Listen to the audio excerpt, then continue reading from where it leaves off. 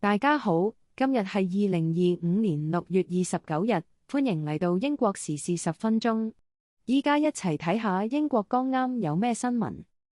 首先係 BBC 網站嘅消息。第一則新聞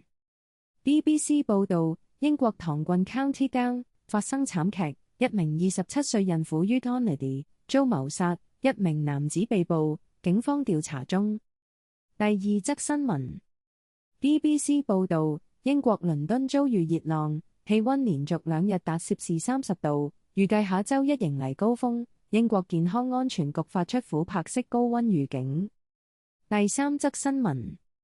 BBC 報導，英國保守黨國會議員 George Freeman 因涉嫌協助撰寫議會提問而接受調查，自由民主黨同工黨促請 Kemi Badenoch 暫停其黨籍。第四則新聞BBC 報導，英國工黨健康大臣 Wes Streeting 承認，政府因應議員對福利改革嘅擔憂，作出重大讓步，修正方案以應對計劃削減開支嘅問題。第五則新聞 BBC 報導，英國肯特郡 Kent Dreamland 遊樂場 Drum and Bass 音樂節，一名20多歲男子病倒送院後不治，警方正調查事件。第六則新聞BBC 報導，蘇格蘭法夫郡 Fife 洛克奧爾洛柯發生意外，一名15歲少年玩直立板失蹤後，屍體已被尋回，警方調查中。第七則新聞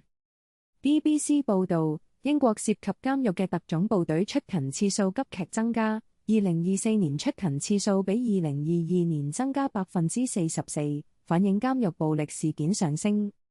第八則新聞BBC 報導，英國埃塞克斯郡 Essex Southend-on-Sea 發生慘劇，一棵大樹倒塌壓中兒童，一名7歲女童死亡，一名6歲兒童重傷。第九則新聞 BBC 報導，英國搖滾歌手 Marilyn Manson 喺 Brighton 嘅演唱會因抗議而被取消，此前曾捲入性侵指控，但未被定罪。第十則新聞 BBC 報導，英國政府計劃推新措施，鼓勵英格蘭超市出售更健康的食品，目標係改善國民健康。第11則新聞 BBC 報導，威爾斯男子將 Imline 紋身紋錯字變成 email， 事後覺得非常好笑，紋身事件喺網上瘋傳。第12則新聞 BBC 報導，諾福克 Norfolk 跑車製造商 Lotus喺與英國商業大臣會面後，聲稱無計劃關閉其英國工廠。第13則新聞 BBC 報導，萊斯特 Leicester 教堂嘅義工 Jay Hume 遭受教堂女傳道 Vanessa 長期騷擾，並被萊斯特主教指控巫術。第14則新聞 BBC 報導，威爾斯政府實施限制，防止藍屑病蔓延至境內牲畜，農民團體批評呢啲措施作用不大。跟住到衛報網站嘅消息。第15則新聞，衛報報導，郡 County Down 一名懷孕女子死亡，警方拘捕一名28歲男子，涉嫌謀殺。第16則新聞，衛報報導， Lotus 向英國商業大臣保證，無計劃關閉位於諾福克 Norfolk 嘅工廠，此前曾考慮將生產線轉移至美國。第17則新聞，衛報報導，英國衛生大臣司卓 Tim West Streeting 譴責格拉斯頓伯里 Glastonbury 音樂節上嘅反以色列呼聲，並表示以色列需要處理好自身問題。第18則新聞，衛報報導，英國首相司紀賢 Keir Starmer 表示，佢因為專注外交事務，冇及時處理工黨喺福利改革問題上嘅分歧。第19則新聞，衛報報導，英國廣播公司 BBC 就以色列與巴勒斯坦報導嘅偏見指控作出回應，高層會議上員工關注新聞公正性，期望公司處理相關爭議。第20則新聞，衛報報導，英國私人情報公司對蘇格蘭鮭魚養殖場嘅環保人士進行老大哥式監控，涉及秘密監視行動，引發對私人監控合法性嘅質疑。第21則新聞，衛報報導，英國格拉斯頓伯里 Glastonbury 音樂節迎嚟30度高溫，參加者設法降溫，主辦方提供飲用水同醫療支援，應對炎熱天氣嘅挑戰。第22則新聞，衛報報導，英國哮喘病患者就診次數增加40%，促請英國改善空氣質素，擴大清潔空氣管制區，應對空氣污染引發嘅健康問題。第23則新聞，衛報報導，司紀賢嘅新道德委員會或將現有監管機構合併，而非設立全新機構。政府消息指引方案更為可行，以應對複雜性問題。第24則新聞，衛報報導，司紀賢同反叛國會議員關係惡化，因福利法案引發不滿，議員指控受到威脅，政府最終被迫讓步。事件揭示內部矛盾。第25則新聞，衛報報導，格蘭傑茅斯 Grangemouth 煉油廠關閉衝擊當地就業同政治。英國改革黨 Reform UK 企喺製造業核心地帶爭取選票。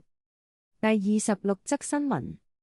衛報報導，英國私人監控嘅灰色地帶，揭示私人情報公司對環保人士採取老大哥式監控，引發監控行為嘅合法性爭議。第27則新聞，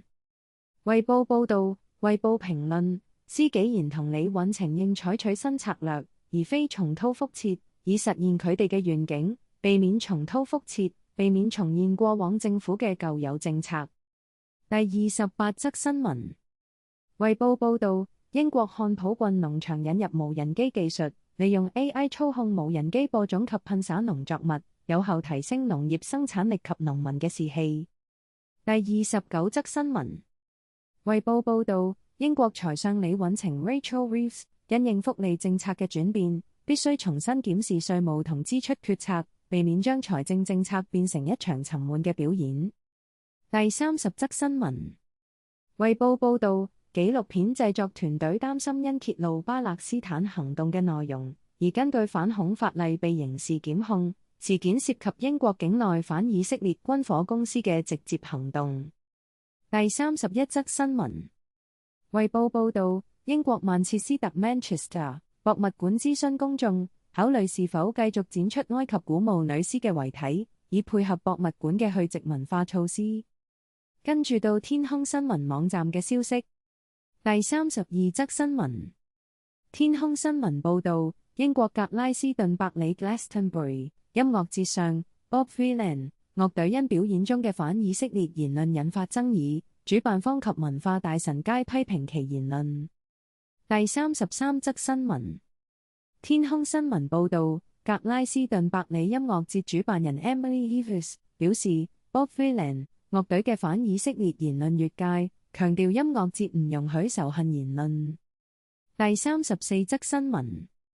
天空新聞報導，英國北愛爾蘭發生孕婦謀殺案，警方展開調查，一名28歲男子已被捕，疑犯身份暫時未有披露。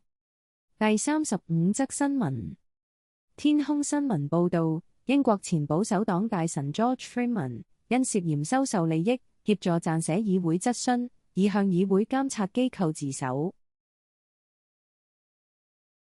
以上內容只係新聞標題，因為可能會有版權問題，我哋冇辦法提供每則新聞嘅詳細內容。不過，我已經將每條新聞嘅標題來源整理咗喺 Paste 網站，連結已經放咗喺呢段片嘅描述欄度。你可以 click 入去，揾到你有興趣嘅新聞，再去睇返詳情。多謝大家收睇點聽點講頻道，下次再見啦，拜拜。